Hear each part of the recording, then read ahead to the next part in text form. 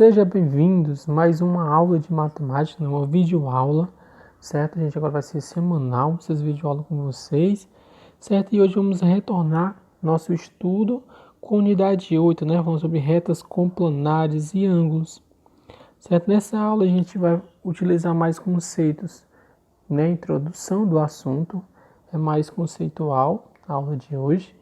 Falar um pouquinho sobre retas complanares, certo? E depois vamos retornar com ângulos.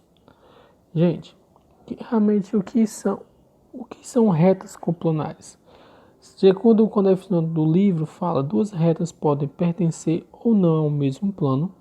Quando pertencem ao mesmo plano, dizemos que elas são coplanares.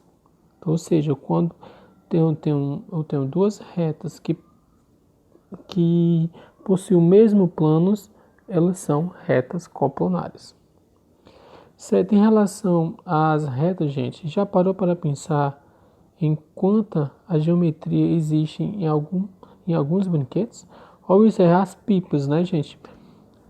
As varetas que cruzam, né? E outras que não se cruzam na pipa. Dá ideia de geometria. E também o dado, né, gente? Sobre o desenho. Isso são elementos, gente, da geometria presente no dia a dia, né? No caso, em brinquedos. Existem outras formas também que a geometria está presente. Gente, ó, quando eu tenho duas retas, né, que tem um ponto em comum, eu tenho retas concorrentes. Um só ponto em comum, né, eu tenho retas concorrentes. Quando não tem ponto em comum, são retas paralelas.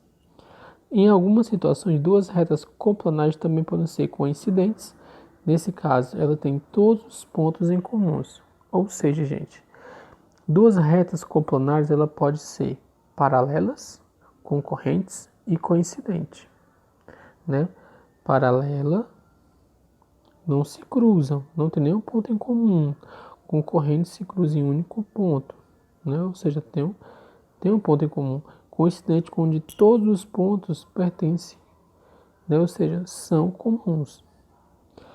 Né? Duas retas concorrentes, assim como duas retas paralelas, são sempre coplanares.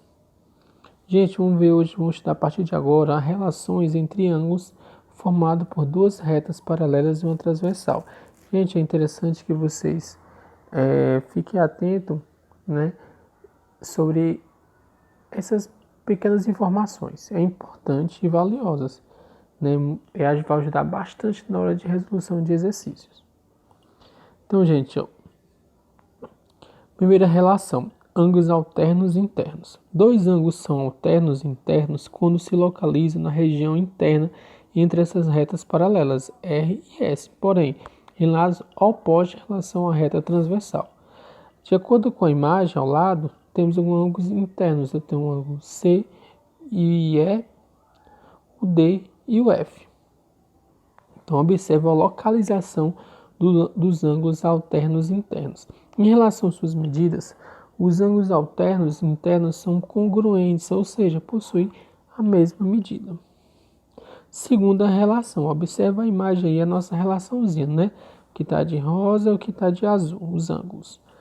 Dois ângulos são colaterais internos quando se localizam em regiões internas entre as retas paralelas R e S de um mesmo lado.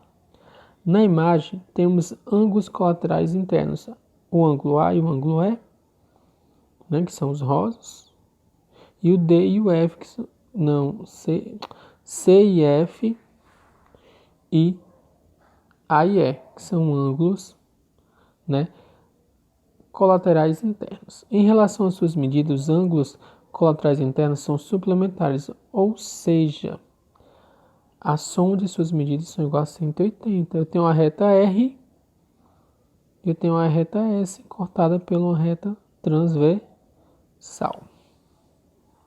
Próximo, ângulos alternos e externos.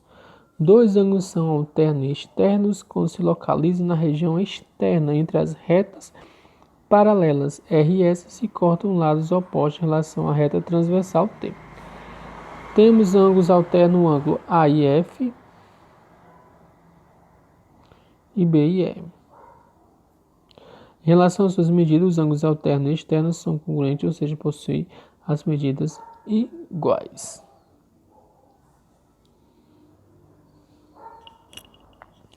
Ângulos alternos e externos. Eu tenho A e H, B e G. Dois ângulos são colaterais externos quando se localizam em regiões externas entre as retas R e S e se encontram ao mesmo lado em relação à reta transversal T.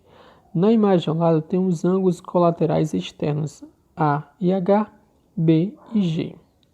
Em relação às suas medidas, os ângulos colaterais externos são suplementares, ou seja, a soma de suas medidas é igual a 180.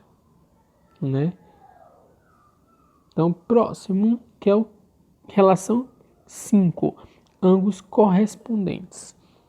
Dois ângulos, gente, são correspondentes quando se localizam no mesmo lado da reta transversal.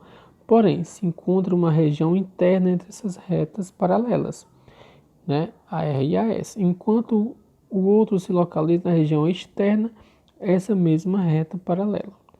A relação, gente, essas medidas de ângulos correspondentes são congruentes, ou seja, possuem medidas iguais. Nós temos uma quinta relação, gente, que é os ângulos opostos pelo vértice.